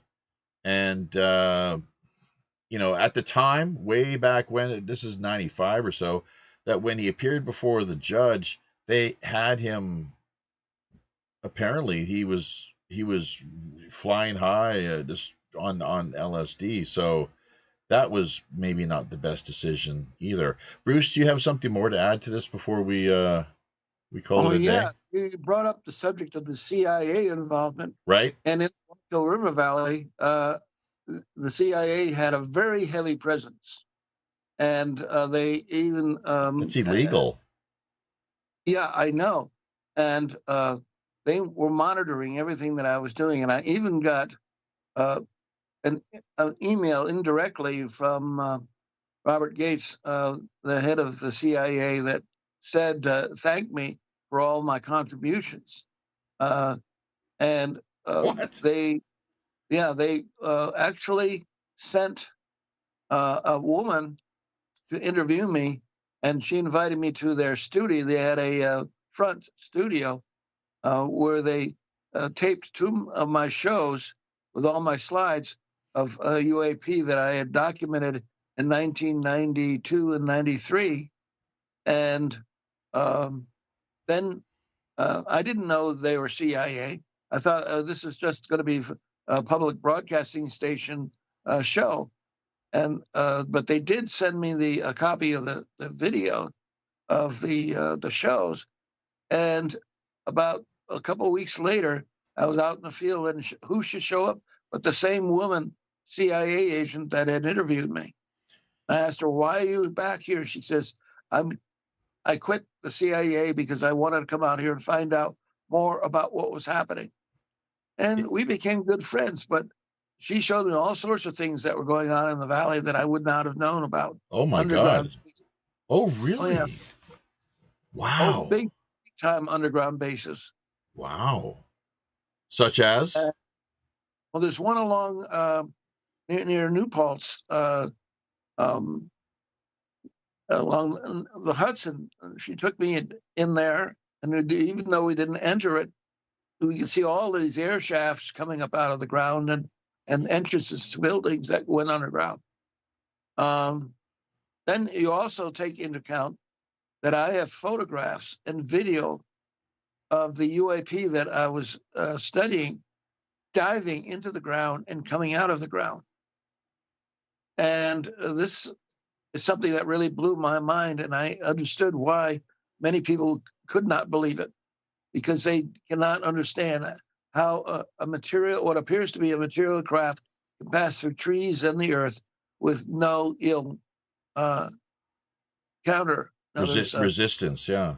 Resistance. Sure. And I found a underground base. This friend invited me up to his parents' property near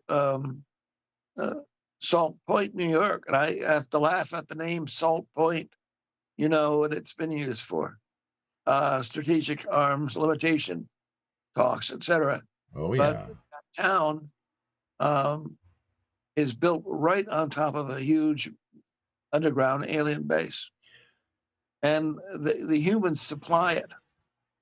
And this friend said he's been out in the field and seen these trucks, cargo trucks, going along this gravel road, and there's a chain all across this one-lane gravel road with no trespassing. But he said he goes down into that valley there, and that is where one of the manta rays popped up and put on a performance for us. And that's on one of my web pages. And I've also photographed the manta ray lifting off from a farm field at the north end of Walco River, West Searsville Road, and climbing up in a spiral, then traveling south, and then spiraling down and going straight into the ground. And I have all that on film, all the time exposures. So there's no doubt in my mind that that whole area is underlain by underground alien bases, and that humans are working with these ETs. That's part of the reason why they will not disclose what's going on. Mm-hmm. So it's a show all in itself. Obviously, I was going to ask you maybe just in 30 seconds or less, your thoughts regarding the purpose. What is the reason for them to be here? Working with humans. Are they all benevolent? Are there ones that are more malicious, malevolent? And what's their ultimate goal? I would have to say that first off, they've been here for thousands of years. There's good evidence in my work, in my book, documenting that. And that the Native Americans, before Europeans came, knew all about them, because they built a huge sweat lodge right on top of the entrance to their underground base. Because these craft, when they came out of the ground, they were bright plasma lights, okay? And they would fly around and dive back down into the ground. Well, that's all well and good, but they wanted to communicate with them via the sweat lodge. And there's a remnant of it. It's still there. It's on my websites. I showed where it is located, and it's also shown in my book. So how is it that these beings who have been here longer than even the Native Americans are working with or allowing humans to work with them? Why? Yeah, that's the question, isn't it? Get the technology, to share the technology that they can provide. At this stage, I guess it is, and that goes back to the treaty in more modern times that allegedly, was it, I guess, Eisenhower signed in 1947? I always get the name wrong. I don't know how long it was.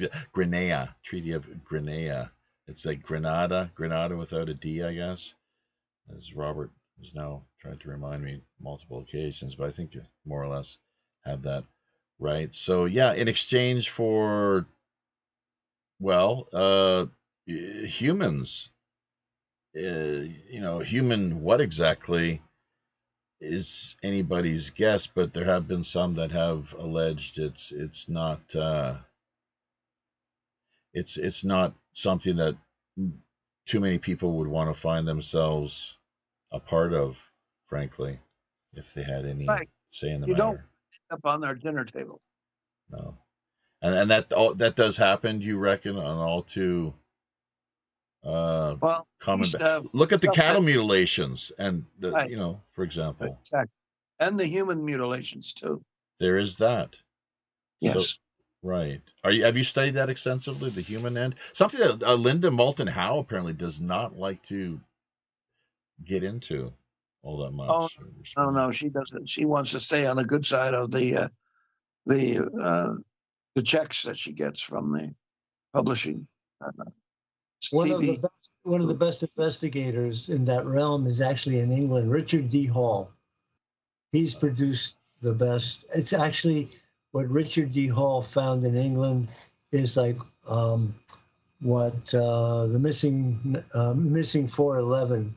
Dave Paulides in the United States and Right. Richard Hall found the same things: mass abductions in national parks and mass humiliation in national parks. And we're talking like, what is it every year? There's like hundreds of thousands. Like many people reappear, but what are the numbers exactly? What's your take, Robert? Well, How do you the break down the FBI numbers? figures I saw, missing children FBI figures I saw for the last several years was 500,000 at least.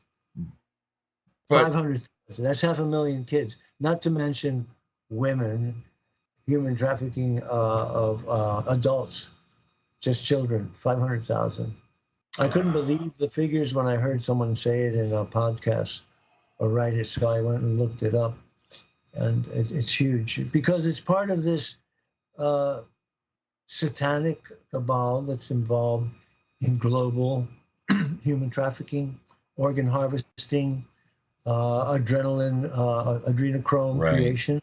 And our friend Chris Laterreur was one of the people who exposed its origins. It was these experiments that they did in Montauk, New York. Camp Hero, yeah. Where are the protectors? I mean, there's this. We're talking the dark side to the equation. Where are there's got to be angels out there, other spiritual forces that could potentially intervene and assist. Barbara Hartwell told me that she was part of that MK Ultra as a child. Her whole family was in the CIA. Hartwell, did you say? Well, yeah, Barbara Hartwell. Barbara Hartwell. Okay, right. That's quite a surname, Hartwell. Definitely, sure. Is she still alive?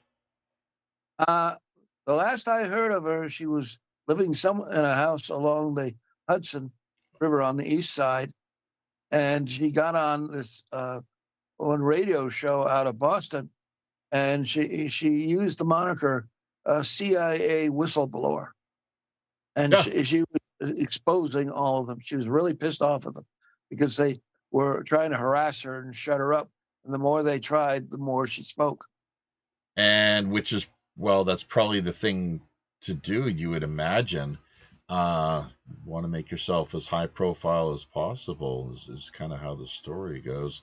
So, but that's the last you ever heard of her, is that right? Yeah, that was when I moved west of the Mississippi back in 2004. That was the last I heard of her. And I did find out about her when she got on that show. And they've taken those recordings and interviews down, unfortunately. I have some of the interview I saved. But she was a very beautiful woman, incredibly. Mm-hmm.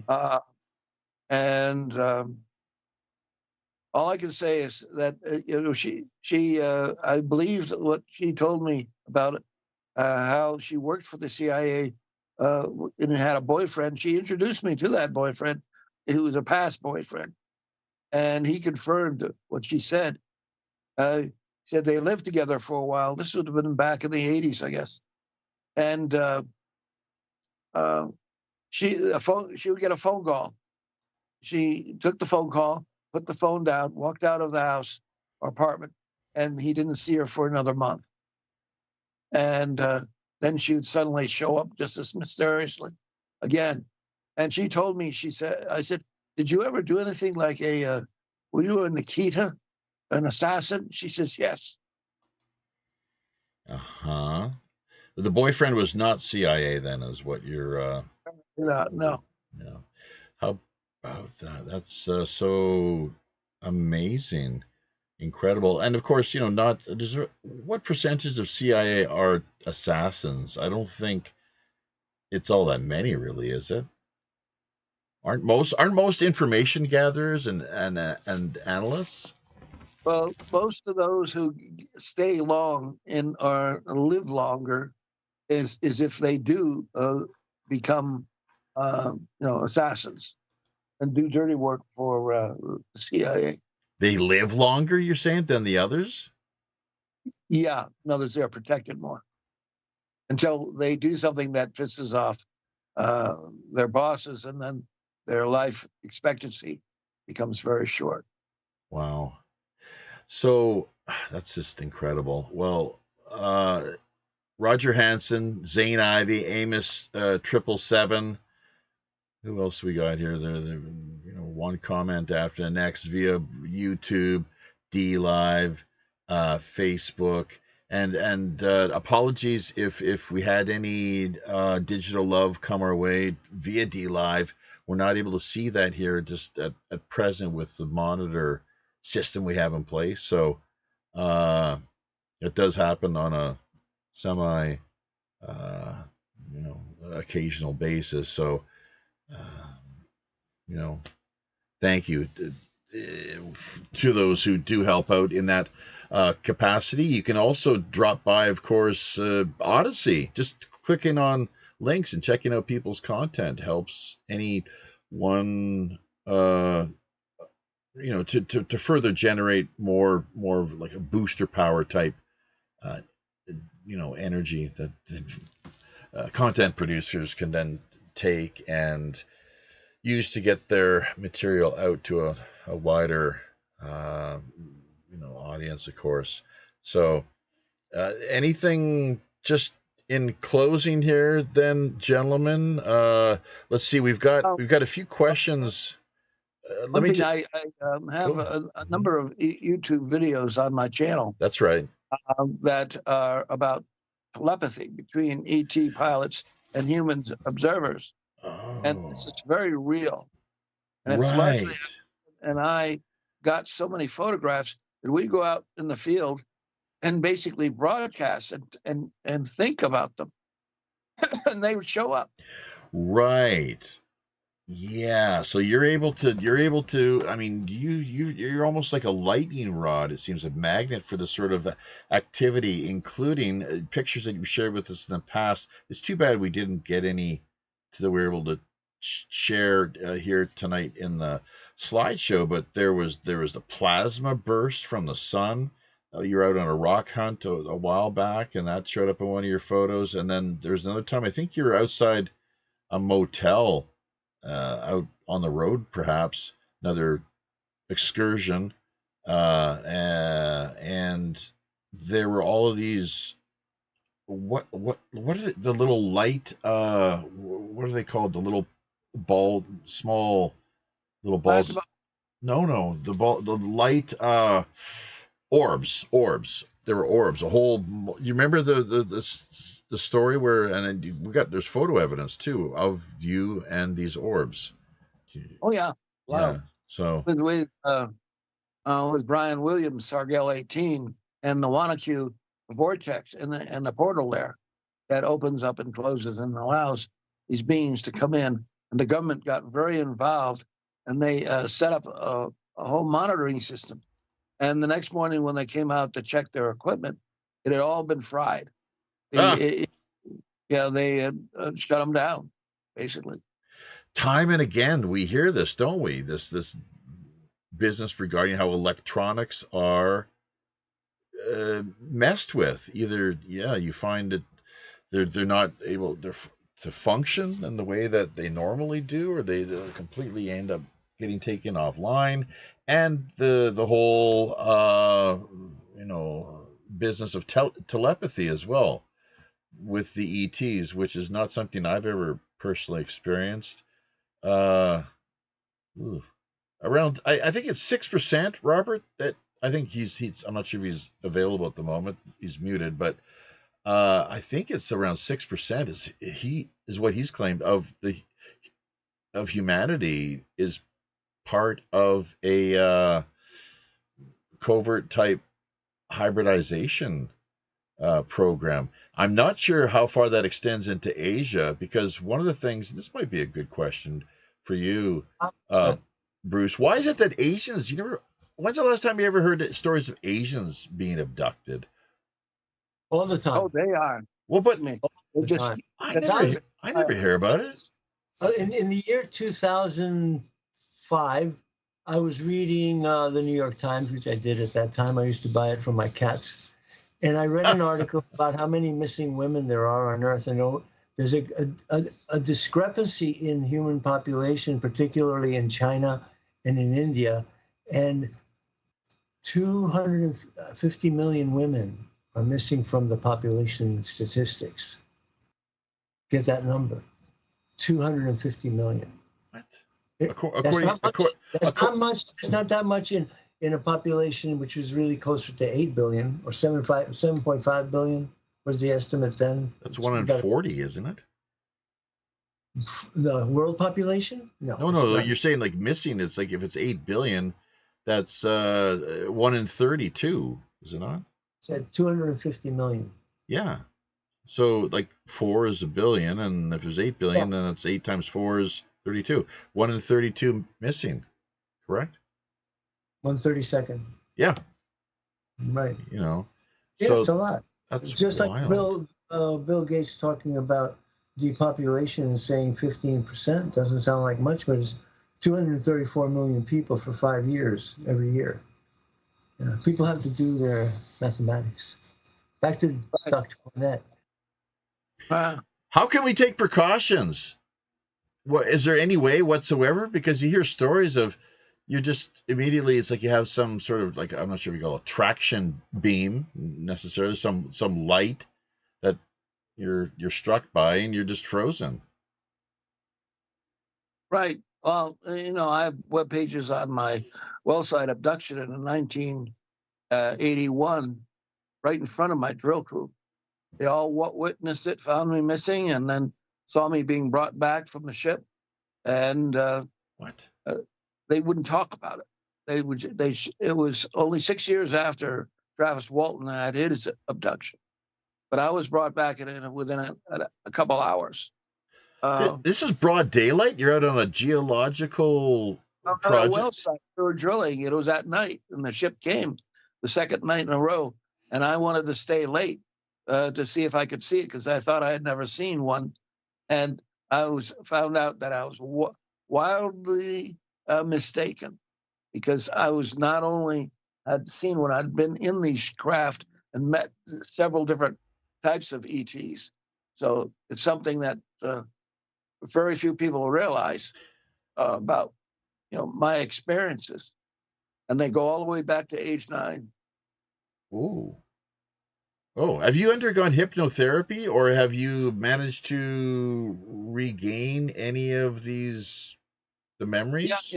in some of the cases, absolutely.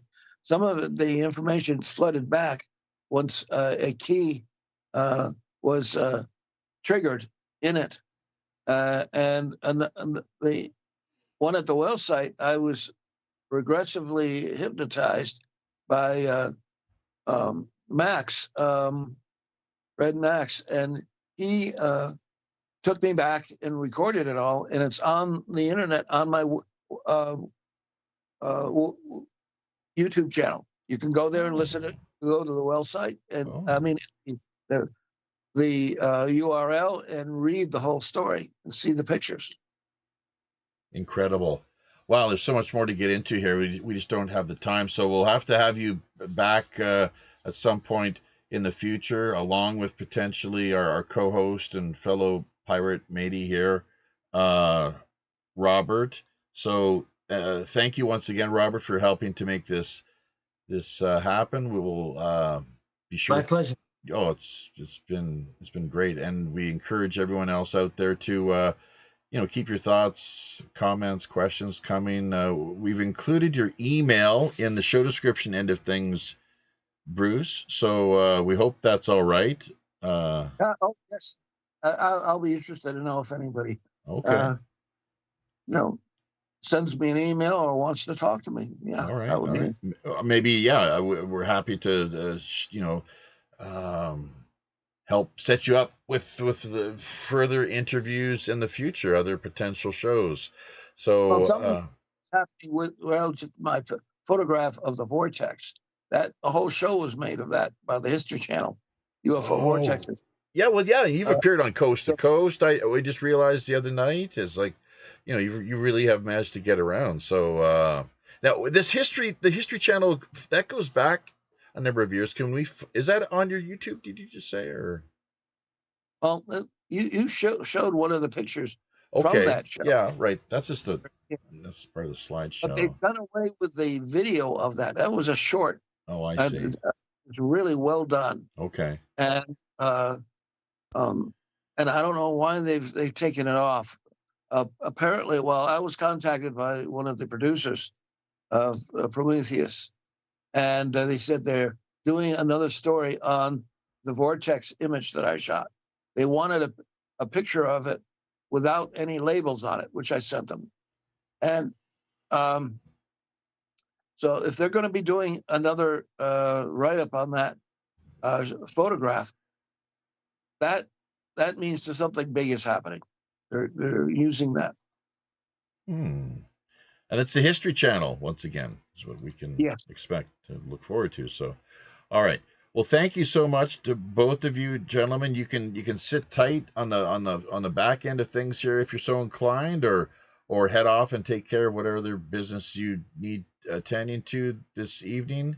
Either way, just ask you to mute out, and we'll cue up the outro here. Right, right. Well, we're before we remind listeners that there's no guarantee we'll be showing up and on board with uh, late night in Korea this Monday evening, but it's there's a possibility. We've got some issues here on the home front that kind of are impeding that, unfortunately. But we're typically good for the news, and we always love to have quality feature guests such as Dr. Cornet join us.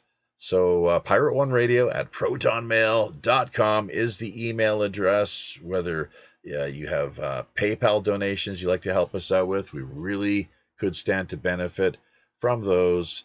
Uh, Whatever it takes to meet our just basic operating expenses every year is the goal that we lay out for ourselves, and it's more of a struggle than some folks might think. And if it's not crazy enough already, we are wholly committed to seeing that half of everything we do manage to generate via the public, whether it's through that means, the Patreon support, the digital end of things, sale of T-shirts, coffee mugs, or what have you, goes directly back to the grassroots, all typically culminating, coming to a head over the Christmas season in the context of Operation Secret Santa. So, pretty confident that anyone who did tune into tonight's show or is catching this a little later on down the road via the archived end of things over on BitChute, Rumble, Odyssey, YouTube, and Facebook, if they don't, for whatever reason, decide to remove or take the conversation offline, that they'll find to be of some value, interest, educational purposes, even, possibly somewhat entertaining at points or even enlightening. So, having said all this, thank you so much to everyone once again on behalf of Captain Long John Sinclair and all the rest of the crew here down in Skullport Harbor. Until we meet again via these high, often all too intrepid digital seas, I'm your host, as always, the Robin Hood's Chief Communications Officer, Jaffe Ryder, reminding you, keep your ear to the ground and eyes to the sky. Tally-ho! Tally-ho!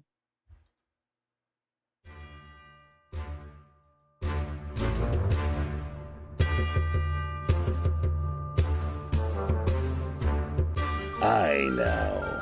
There we be. Having carefully looked over each of our navigation panel instruments, checking every level, switch, dial, cable, knob, and pulley, by all accounts and indications, we indeed see it's time, once again, to drop anchor inside Mystic Bay. draw an end to yet another week of World Pirate Radio Live. Remember, if you're looking for a little more animated online action, keep in mind we've likely got yet another great free-flowing Rogues Gallery after show coming up for the next hour in one of our more premium, exclusive, and remote digital underground online pirate hideaways.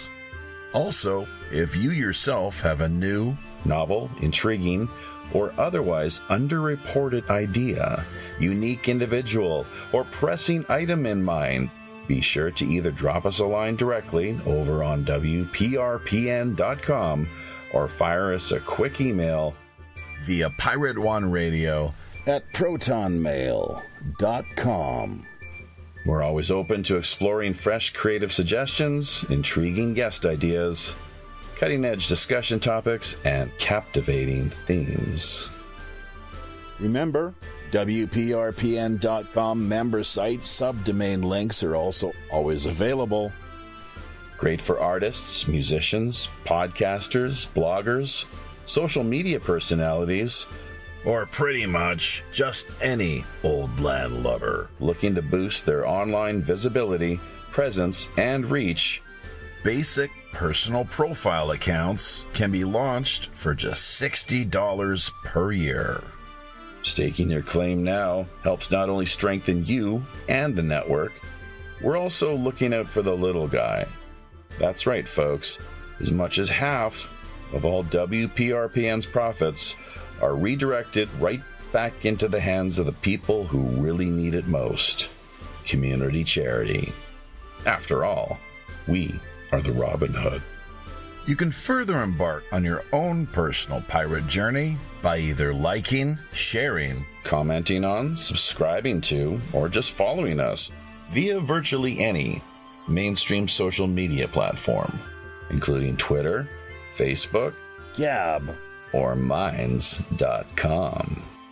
So don't forget to become engaged. Until we meet again out on the high digital seas, I'm your host as always, the ship's Chief Communications Officer, Jaffe Ryder. Tally-ho.